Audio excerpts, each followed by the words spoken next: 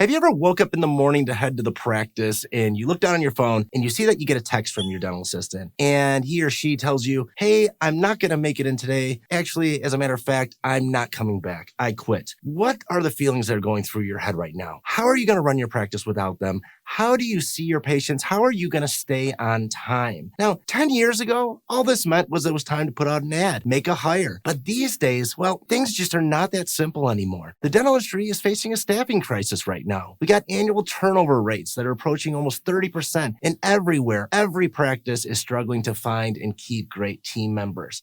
So you're probably wondering, why is it so hard to find and keep great team members? And how do we fix it? Well, by the end of this video, you'll have a game plan for attracting, training, and retaining an amazing dental team, even in this market. But first, let me introduce myself. I'm Dr. Paul Etchison. I'm a practicing dentist, author of 2 books on dental practice management, and host of the Dental Practice Heroes podcast, and owner of a large group practice in the south suburbs of Chicago. I am here to teach you how to utilize practice ownership to work less and make more money without cutting corners or sacrificing patient care. I currently own a practice that collects nearly $6 million, and I practice just 1 day a week. It's not me, it's my team, and I want to show you how to do it so you can have more freedom in your life. So let's talk about the staffing crisis we have in dentistry right now. We used to be able to line up interviews one after another and say, hey, we've got a lot of applicants, so we'll call you, we'll let you know. We used to be able to choose the best people, but now if we get somebody that even calls on an ad and we can get them on the phone,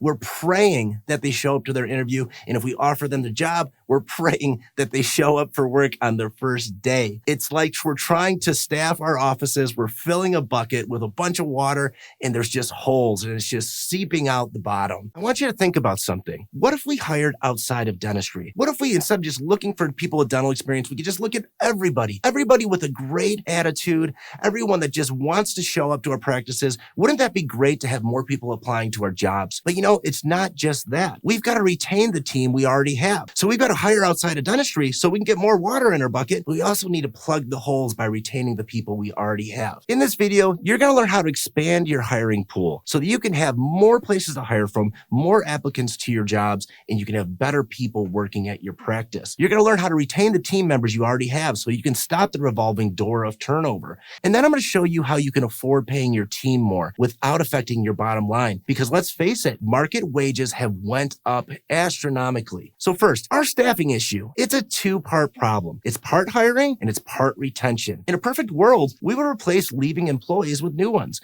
trained and ready to go. But that isn't the reality. Experience is hard to find these days, and good attitudes, they're even harder to find. I want you to think about, what does it cost you to hire new people at your practice? Well, you've got to place an ad. You've got to take the time in interviewing them. Then you have to train them and get them up to speed at all the processes and systems in your practice. It takes a lot of time. Now, I want you to think about how difficult it is to grow your practice when you keep losing people due to regular turnover, but you're only barely replacing them. How are you going to grow your team? Right now, my dental team is 35 people, and you just can't get to that level of practice if you're trying to grow your team, but you can't keep up with the turnover. But first, let's talk about finding new employees. Besides what dental employees might say, dental pays great. Where else can you start in like that $20 per hour rate with no degree and no training? Your current dental team, they might be like, well, we don't get paid enough. We should get paid more. And I get that too.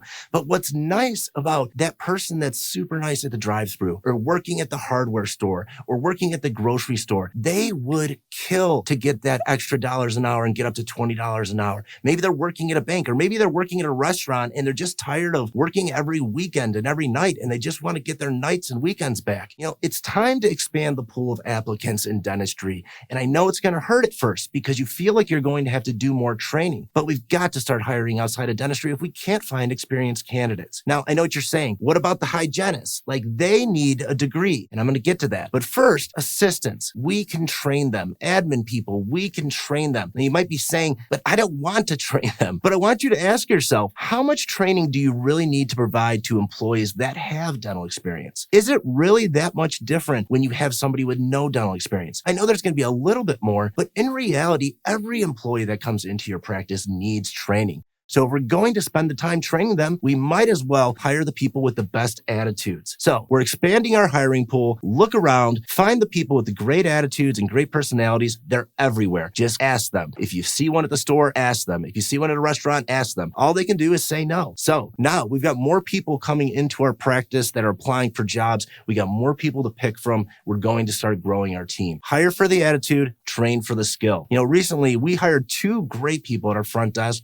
from a local bar. And I can't say that they required all that much more training than people with dental experience. They really didn't. And they've got amazing personalities and attitudes. It's time to do this. Try it out. So now that we know we can find more people to join our team by expanding our hiring pool, let's talk about retaining our existing team. Now, why do team members quit? Well, it's usually something that frustrates them over and over again, and they get so tired of it. It can be one of 2 frustrations. 1, frustrations due to a lack of personal skills, their personal training, or 2, frustrations in the way that you do things at your practice. And if we can address both, we can have team members that give great energy, enjoy their job, and stay part of the team for a long time. Think of what your practice could be like if everyone knew what they were doing every day and they stayed on your team long term. It would be amazing. So what can we do? First, we have got to provide training. Most dental owners, we just stick new people on the team. We expect them to figure it out all on their own. It doesn't work, and it frustrates the hell out of your existing team because every 2 weeks they have a new person asking them a ton of questions, frustrating them, and then quitting only to repeat it again with the next employee. If you don't provide proper training, your team is going to be frustrated and you will continue to lose team members. So here's what I want you to do. I want you to make a list of every position in your office,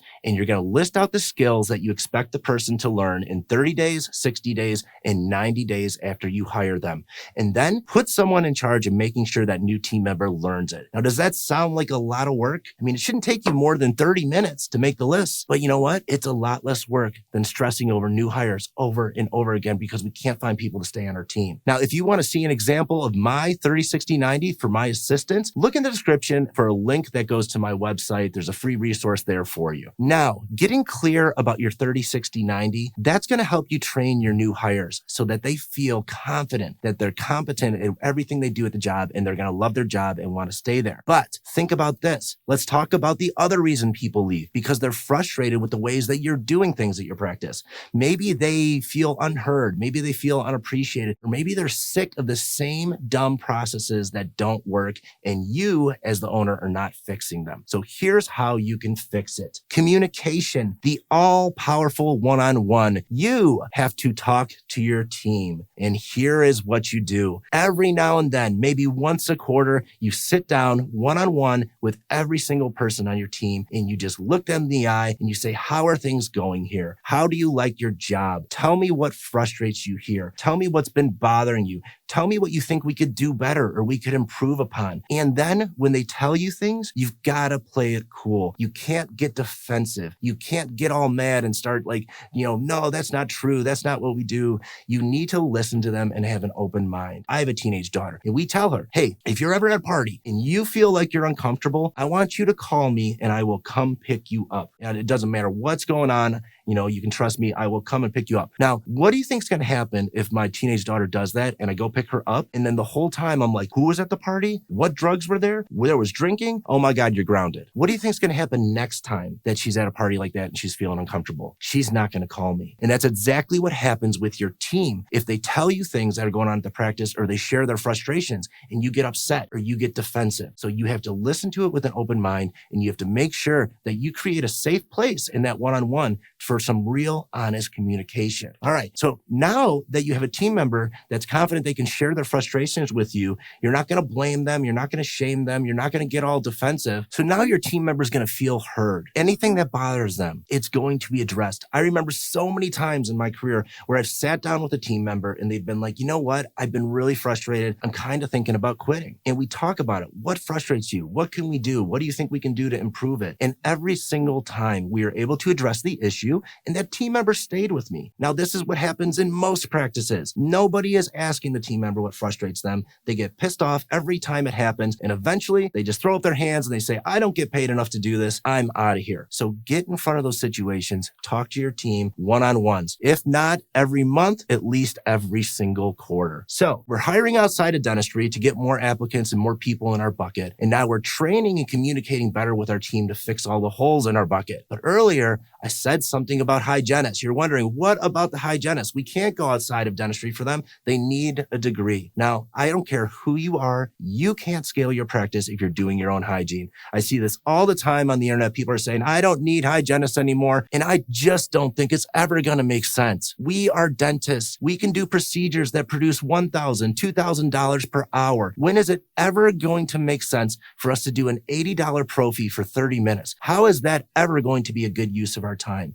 We have to pay the market rate for our team members. We can't control what it costs to pay our labor pool. But what about our profits? Well, they get hurt when we increase the wages. But here's what I want to share with you. We can offset our payroll costs with more production. And I hate to break this to you, but your practice is horribly inefficient. Your schedule is inefficient. Your delivery of care is inefficient. Your new patient acquisition is inefficient. Your case conversion, collection, your financing systems, they are inefficient. How do I know? Because I've been helping dental offices dramatically increase their efficiencies for over 5 years now, and sometimes doubling their practices in 1 year. You need to have better systems and protocols, and you need to train your team on them. That means meetings, collaborating, and making every little thing you do at the practice the best it can be. So sit down with your team, or maybe in your one-on-ones, and ask them what they feel can be done better at the practice. Your team knows. They're on the front lines. They can come up with solutions, and they can help you implement them and move your practice along so that it runs better. And if you want help, or just you plainly want the systems and training videos to show you how to do it, check out my website at dentalpracticeheroes.com, and you can utilize all the trainings I created and use to help my clients succeed. This is what's going to happen at your practice. You're going to have better training, which means fewer mistakes and higher productivity. You're going to have better communication, which means less confusion, better teamwork, and you're going to have better systems, which means smoother workflow and higher profitability. Ladies and gentlemen, it is what it is. The staffing crisis is not going away. We've got to expand our hiring pool by looking outside of dentistry in the positions that we can. And we need to make sure we're retaining our existing team members with communication and regular training, making sure they know how to do everything they need to do. And then we've got to get smarter with our systems so that our practice can be more profitable and afford to pay team members market rates so that we can attract talent in the positions that require the certifications. So change the way you think about staffing. It is a challenge, but you are more than capable of handling it. And if you felt like this was helpful, please hit subscribe and check out the Dental Practice Heroes podcast so that you can start to have more profitability on less days of dentistry with less stress, and all while taking amazing care of your patients. Thank you so much, and we'll talk to you next time.